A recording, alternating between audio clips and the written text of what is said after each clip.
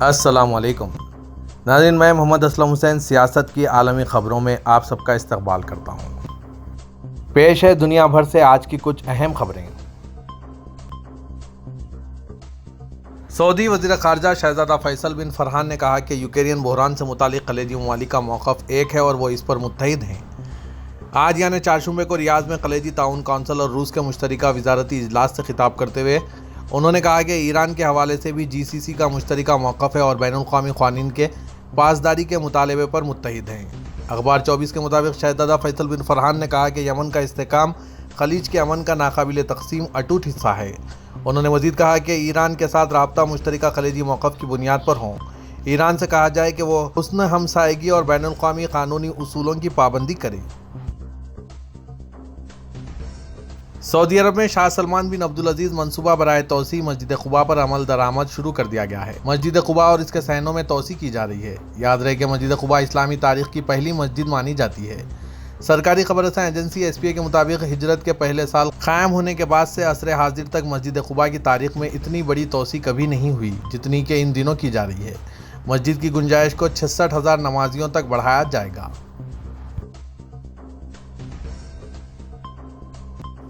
حرمین شریفین انتظامیہ نے کہا ہے کہ کل یعنی جمعرات سے افطار کا دسترخوان بچھانے کی اجازت ہوگی۔ سبق ویب سائٹ کے مطابق افطار کا دسترخوان ہر پیر اور جمعرات کے علاوہ چاند راتوں کی تاریخوں 13، 14 اور 15 میں بھی بچھائے جائیں گے۔ انتظامیہ کے تحت متعلقہ شعبے کے سربراہ محمد بن الجابری نے کہا کہ افطار دسترخوان کنگ فہد توسیعی حصے کی زمینی منزل میں بچھائے جائیں گے جبکہ مسیح میں افطار پیکٹ تقسیم کیے جائیں گے۔ انہوں نے کہا کہ انفرادی طور پر روزہ داروں کو افطار کرانے کے خواہش مندوں کو 2 دسترخوان بچھانے کی اجازت ہوگی جبکہ فلاحی اور خیراتی اداروں کو 4 دسترخوان بچھانے کی اجازت دی گئی ہے۔ انہوں نے کہا کہ دسترخوان میں افطار کے لیے کھانے پینے کے لیے صرف وہی اشیاء پیش کی جائیں گی جن کی اجازت ہوگی۔ وزارت حج و عمرہ نے کہا ہے کہ مینا میں حج کمپنیوں کو خیمے الاٹ کرنے کا کام مکمل ہو گیا ہے۔ سبق ویب سائٹ کے مطابق وزارت کے صدر دفتر ریاض میں نائب وزیر حج و عمرہ ڈاکٹر عبدالفتاح مشات اور بڑے عہدیداروں کی موجودگی میں اہم اجتماع ہوا ہے۔ وزارت نے کہا ہے کہ سب سے پہلے مینا ٹاورز کمپنیوں کو الاٹ کیے گئے ہیں جس کے بعد دوسری اور تیسری کیٹیگری کے خیموں کی تقسیم ہوئی ہے۔ نائب وزیر حج و عمرہ ڈاکٹر عبدالفتاح مشات نے کہا کہ حج کے خواہش مندوں کی رجسٹریشن کا آغاز 10 دن کے اندر شروع ہوگا۔ انہوں نے کہا کہ رجسٹریشن کے بعد درخواستوں کا جائزہ لیا جائے گا اور اس کے بعد حتمی نتائج کا اعلان ہوگا۔ فرانس کے صدر ایمانوئل میکرون کا کہنا ہے کہ یوکرین کے اناج کو ملک سے باہر نکالنے میں ترکی نے اہم کردار سنبھال رکھا ہے۔ یورپی یونین کے رہنماؤں کے اجلاس کے بعد پریس کو اپنے بیان میں ایمانوئل میکرون نے متعدد معاملات کے ساتھ ساتھ 24 فروری سے جاری روس یوکرین جنگ کے حوالے سے یورپی یونین کے نئے فیصلوں کا ذکر کیا۔ انہوں نے بتایا کہ فرانس نے غذائی تحفظ کے بارے میں افریقی یونین کے موجودہ صدر سینیگال سے بات کی ہے۔ ہم ترکی کی مدد سے یوکرین سے 20 ملین ٹن اناج نکالنے کی کوشش کر رہے ہیں۔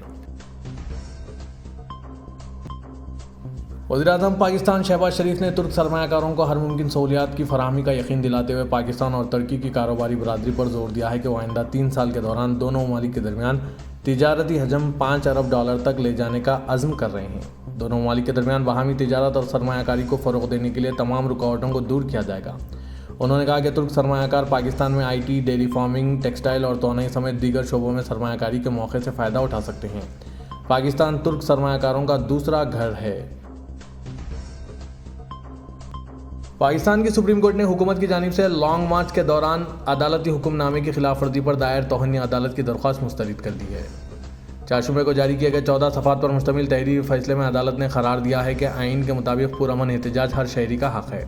عدالتی فیصلے کے مطابق اسلام آباد ہائی کورٹ بار ایسوسی ایشن نے آئین کے آرٹیکل 184 کی شق 3 کے تحت درخواست دائر کی جس میں شکایت تھی کہ تحریک انصاف کے لانگ مارچ سے قبل وفاقی حکومت نے راستہ بند کر دیا ہے۔ درخواست میں کہا گیا تھا کہ حکومت کی جانب سے راستوں کی بندش کے بعد شہریوں کے معاملات زندگی متاثر ہو رہی ہیں جن کے آئین کے آرٹیکل 9 اور 15 ضمانت دیتے ہیں۔ عدالت میں مقدمے کی سماعت کے دوران جماعت کی قیادت نے یقین دہانی کرائی کہ احتجاجی ریلی پرامن ہوگی جس پر عدالت عظمیٰ کے 3 رکنی بینچ نے انتظامیہ کو جگہ کے تعین اور سیکورٹی کے انتظامات کی ہدایت دی ہے۔ سعودی وزارت صحت نے کہا کہ آج چہارشنبے کو کورونا کے 569 کیسز کا اندراج ہوا ہے۔ سبق ویب سائٹ کے مطابق کورونا کا شکار ہونے والے مریضوں کی کل تعداد سعودی میں بڑھ کر 7,68,648 ہو گئی ہے۔ وزارت نے کہا کہ گزشتہ روز 523 مریض شفا یاب ہوئے ہیں جبکہ 1 مریض ہلاک ہو گیا ہے۔ شفایابی حاصل کرنے والے مریضوں کی کل تعداد 7,52,839 ہو گئی ہے، جبکہ ہلاک شدگان کی کل تعداد 9,149 ہے۔ وزارت نے کہا کہ ملک کے مختلف ہسپتالوں میں زیر علاج 78 مریضوں کی حالت نازک ہے۔ امریکہ کے صدر جو بائیڈن نے وائٹ ہاؤس میں نیوزی لینڈ کی وزیر اعظم جیسنڈا آرڈن کے ساتھ ملاقات کی۔ مذاکرات اوول آفس میں طے پائے۔ مذاکرات سے قبل اخباری نمائندوں کے لیے جاری کردہ بیان میں جو بائیڈن نے مارچ 2019 میں کرائسٹ چرچ کی مسجد پر حملے سمیت متعدد موضوعات میں جیسنڈا آرڈن کے تعمیری و قائدانہ کردار کو سراہا ہے۔